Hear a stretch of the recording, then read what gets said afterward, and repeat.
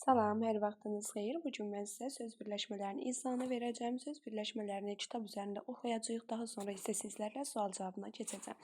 Söz birləşmələrinin əsas və aslı tərəfi ilə tanış olmalıyıq. Biz bilirik ki, söz birləşmələri iki qismə ayrılır ki, sabit birləşmələr və sərbəst birləşmələr. Sabit birləşmələrə biz deyirdik frazoloji birləşmələr və bu birləşmələr məcazi mənada olurdu. Və bu birləşmələrdə aslı və əsas tərəf olmurdu. Biz deməli, əsas və aslı tərəf keçəcəksə, bu birləşmələrə deyəcəyik sərbəst birləşmələr. Çünki frazoloji birləşmələr bir tərkibdən ibarət olduğuna görə onların əsas, aslı tərəfinin ifadə vasitələri yox idi.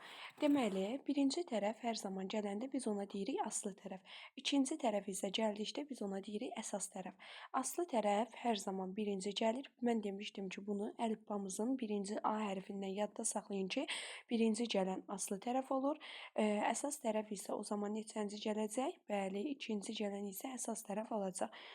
Və yadınızda qalsın ki, söz birləşmələrini keçəndə orada da bildirmişdim ki, söz birləşmələrinin hər iki tərəfi müstəqil söz olmalıdır. Müstəqil söz dedikdə nə başa düşürük? Müstəqil söz dedikdə əsas nitq hissələrini başa düşürük. Yəni, burada da qeyd olunub ki, müstəqil sözlərdən ibarət olmalıdır. Məsələn, ağıllı şagird, dərs oxumaq bu birləşmələrdə ağıllıdır, dərs sözləri görürsünüz, müstəqil sözlərdən ibarətdir. Baxın, burada ağıllı şagird deyəndə ağıllı birinci gəlib deyə aslı tərəf, şagird ikinci gəlib deyə əsas, dərs aslı, oxumaq isə əsas tərəfdir. Söz birləşmələri növlərinə görə iki qismə ayrılır. Bunlar olacaq ismi birləşmələr və fe'li birləşmələr. Bunlar da əsas tərəfin ifadə vasitəsinə əsasən adlanır. Əsas tərəf dedim neçənci tərəfdir? Bəli, ikinci tərəfdir. İkinci tərəf əgər ki, isimlə ifadə olunursa, biz ona deyirik ismi birləşmə. Yox, ikinci tərəf fe'li ifadə olunursa, biz ona deyirik necə birləşmə? Bəli, fe'li birləşmə. Gəlin ismi birləşmələrlə tanış olaq. Əsas tərəfi adlarla. Yəni ki, ad deyəndə bu nə daxil olacaq adlara?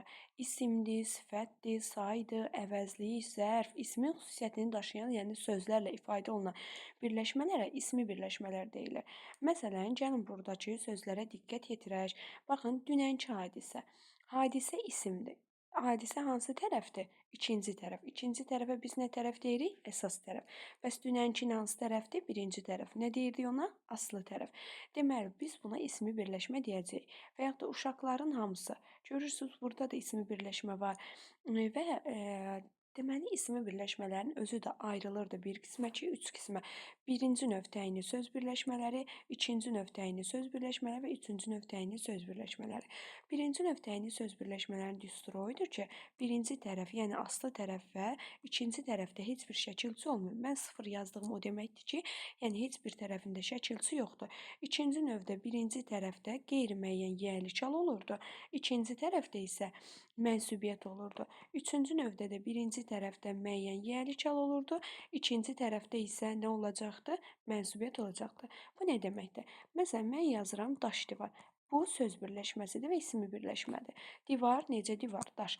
Birinci tərəf isimdir. Bax, daş sözünə biz isim deyirik. İkinci tərəf divar sözü də isimdir.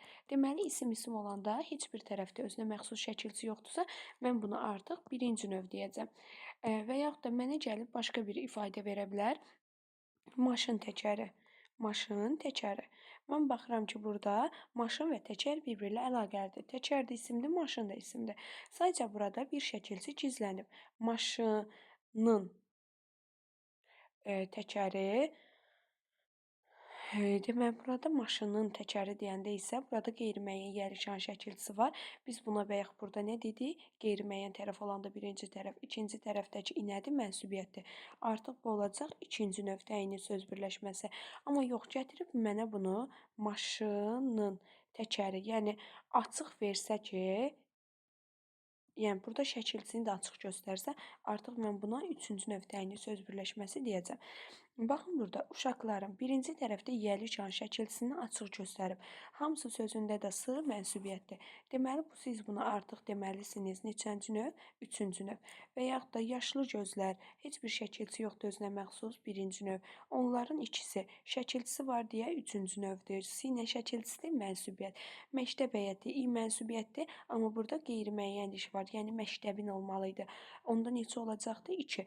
Baxın, ana laylası neçənci növ olacaq? Bu 2 olacaq. Niyə 2 olur? Çünki mən bunu əgər ananın desəm 3 olur. Amma ana dediyimə görə bu 2 olacaqdır.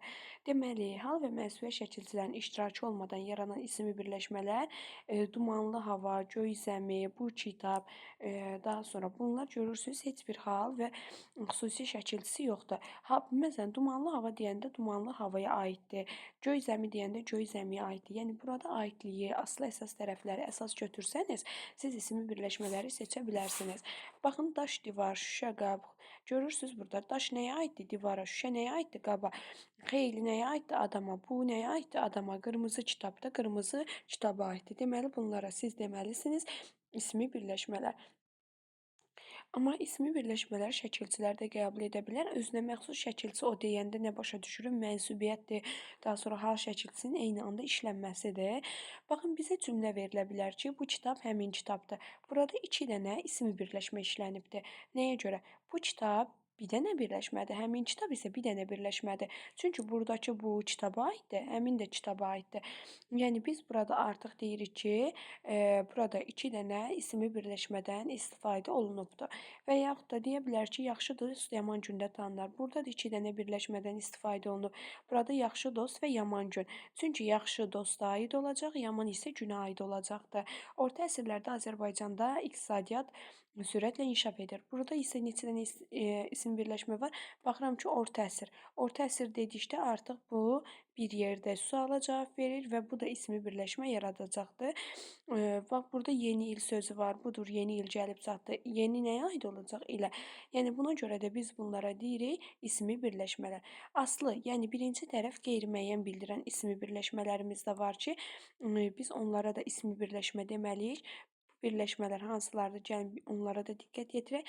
Məsələn, bayram xonçası birləşməsini deyirəm. Burada bayram xonçası dedikdə bu ikinci növ təyinli söz birləşməsidir. Nəyə görə? Bayramın xonçası burada şəkilçi gizlənib. Yaz səhəri deyəndə yazın səhəridir. Şəkilçi verilməyib. Dəniz suyu deyəndə dənizin suyu. Dağ havası deyəndə dağın havası. Yəni bunları artıq siz birinci tərəfinə qeyri-müəyyən, yiyəli, çallı, şəkilçili birləşmələr deyəcəksiniz. Deməli, qoy qırılsın artıq cəllad bıçağı. Bax, burada ismi birləşmə var. Cəllad deyəndə əslində burada cəlladın bıçağı nəzərdə tutur və buradakı ını verməyib deyə bu birinci tərəf qeyri-müəyyən şəkilçidir. Qoy uçulsun ölüm və qan ocağı. Burada qan ocağı deyəndə ismi birləşmədir. Qanın ocağı. Dünya olsun azad ana qucağı. Bax, burada ananın qucağı. Görürsüz, bunların hər birinə ismi birləşmə deyirik. Qalx, qalx, düşkün dünya. Burada həmçinin düşkün dünya dedikdə də heç bir tərəfi xüsusi şəkilçisi yoxdur və biz buna deyirik birinci növ təyinli söz birləşməsi və bu birləşmədə söz birləşmələrindən istifadə olunubdur. Sinif rəhbəri, qonaq otağı. Baxın, burada qonağın otağı, sinifin rəhbəri birləşmələri də söz birləşməsi daxil olacaqdır.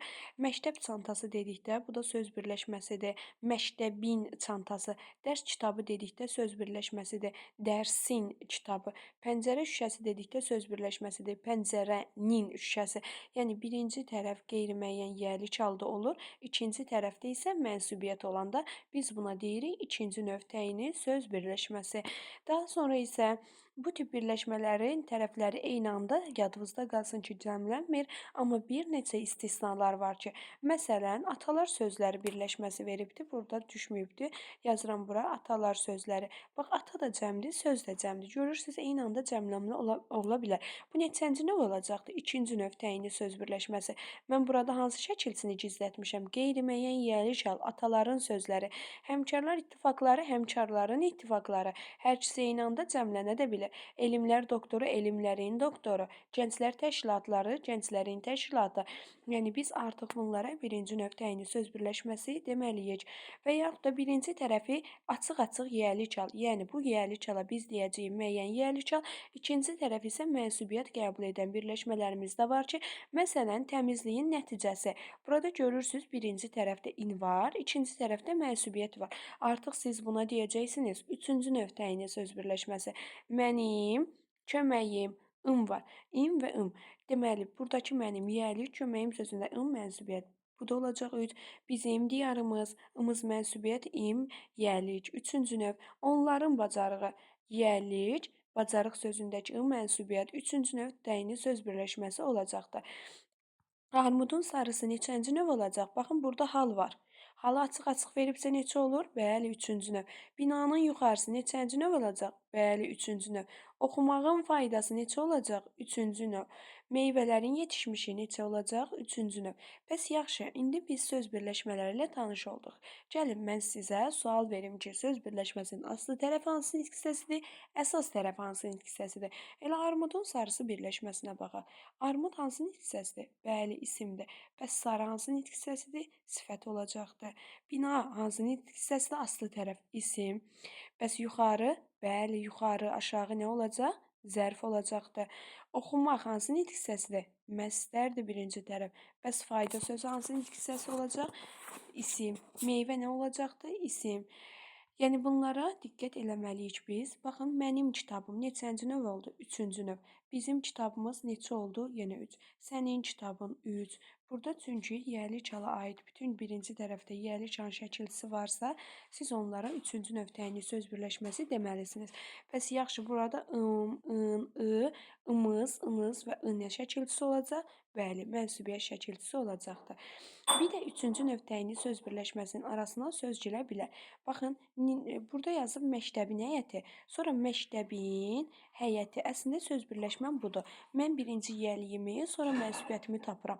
Amma burada var geniş, güllü, çiçəkli bu üçüncü növün arasına daxil olmuş əlavə sözlərdir. Və yaxud da Nizaminin poemaları. İndi biz bunun arasına söz daxil edirik. Nizaminin hamı tərəfindən sevilən poemaları. Daha sonra şairin qəzəlləri, şairlərin qəzəlləri, yəni biz bunların birinci tərəflərini cəmləndirə də bilərik. Bəzi hallarda bəzi ismi birləşmələr birinci tərəf, bir və ikinci şəxs əvəzləri ifadə olunduqda, ikinci tərəf bunlara uyğun mənsubiyyət şəkilçisi işlənməyə də bilər. Məsələn, bizim tərəflər, sizin uşaqlar, bizim qohumlar. Belə ismi birləşmələr sintaktik təhlil zamanı parçalanmalıdır.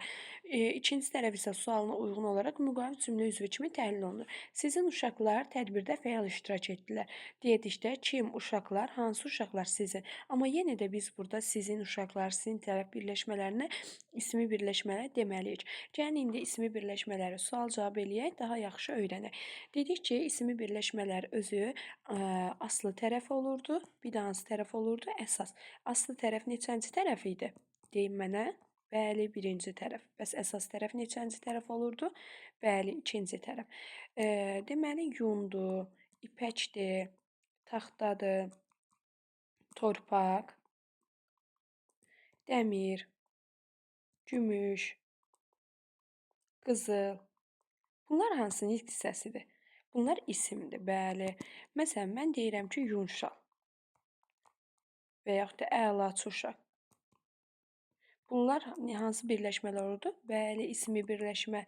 Bəs bunların heç birinin özünə məxsus şəkilçisi yoxdursa, neçənci növ olacaq? Birinci, belə yazaq da, birinci növ təyini söz birləşməsi olacaqdır. Bəs əlaçı hansı nitq hissəsidir? İsim. Uşaq hansı nitq hissəsidir? Bu da isim olacaqdır. Bəs yaxşı, yazıram ki, bura ana laylası. Bu neçənci növ olacaq? Ana laylası. Əslində burada nın var deyə neçənci növ olur? Bəli, bu olacaq ikinci növ təyini söz birləşməsi. Bəs yaxşı, maşın təkəri dedikdə neçənci növ olur?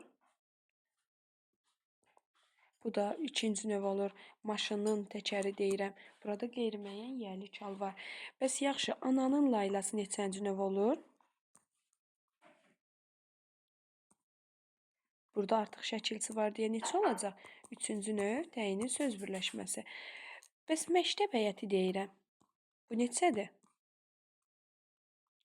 Bəli, burada şəkilçi gizlənib deyə neçənci növ olur? Məktəbin həyəti demirəm. Məktəb həyəti deyəndə neçə olur? Bəli, bu olacaq ikinci növ. Bəs mən məktəb həyətini, baxın, yazıram belə. Məktəb, burada yazıram həyəti. Mən bunun tərkibinə söz daxil etmək istəyirəm. Daha doğrusu burada məktəbin həyəti birləşməsi. Nə yaza bilərəm? Məktəbin güllü, çiçəkli, geniş həyəti. Burada əlavə elədiyim sözlər bu oldu. Və yaxud da deyirəm ki, məktəbin Müəllimi. Neçənci növdür? Üçüncü növ. Mən bunun tərkibinə nə daxil edə bilərəm? Məktəbin savadlı, daha sonra ən yüksək bacarığa sahib olan. Müəllim, görürsünüz nə qədər söz daxil elədim.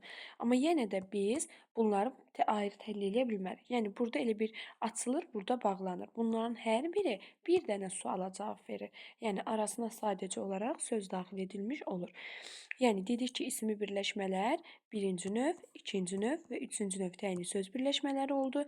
Birinci növdə birinci tərəf heç bir şəkilçi olmadı. İkinci tərəf sıfır şəkilçi oldu. İkinci növdə birinci tərəf qeyri-müəyyən yiyəli çal oldu. İkinci tərəf nə şəkilçisi oldu? Mənsubiyyət. Üçüncü növdə birinci tərəf müəyyən yiyəli çal oldu. İkinci tərəf isə mənsubiyyət oldu. Dedik ki, bunların hansı eyni zamanda cəmlənə bilir? İkinci növ əsasən cəmlənmir, amma bəzən cəmlənə bilirdi ki, məsələn, mən deyəndə ki, atalar sözləri. Əslində burada nədir? Ataların sözləri desəm, üçüncü növ ını verməsəm 2 olacaqdır. Bəs yaxşı, elmlər namizədləri dedikdə ikinci növdə elmlər də cəmlənibdi, namizədləri də cəmlənmiş olacaqdır. Daha sonra biz dedik ki, burada hansının tərkibinə əlavə söz daxil edə bilərik? Bu aid olacaqdır üçüncü növ təyinli söz birləşməsinə. Biz necə ki, məktəb həyəti dedik, məktəbin güllü, çiçəkli həyəti. Bəs birinci növ təyinli söz birləşmələrində yeni il birləşməsi var və görürsünüz heç bir tərəfində xüsusi şəkilçi yoxdur. Yeni il gəldi. Mən buna sual verirəm. Nə gəldi? Yeni il. Burada nə sualına cavab verir və siz deyə bilmərsiniz il gəldi, hansı il, yeni il. Bunu parçalamaq olmaz. Yaxşımı? Yəni birinci, ikinci, üçüncü növ təyinli söz birləşmələri, isim birləşmələri haqqında bu qədər. Sağ olun, salamat qalın.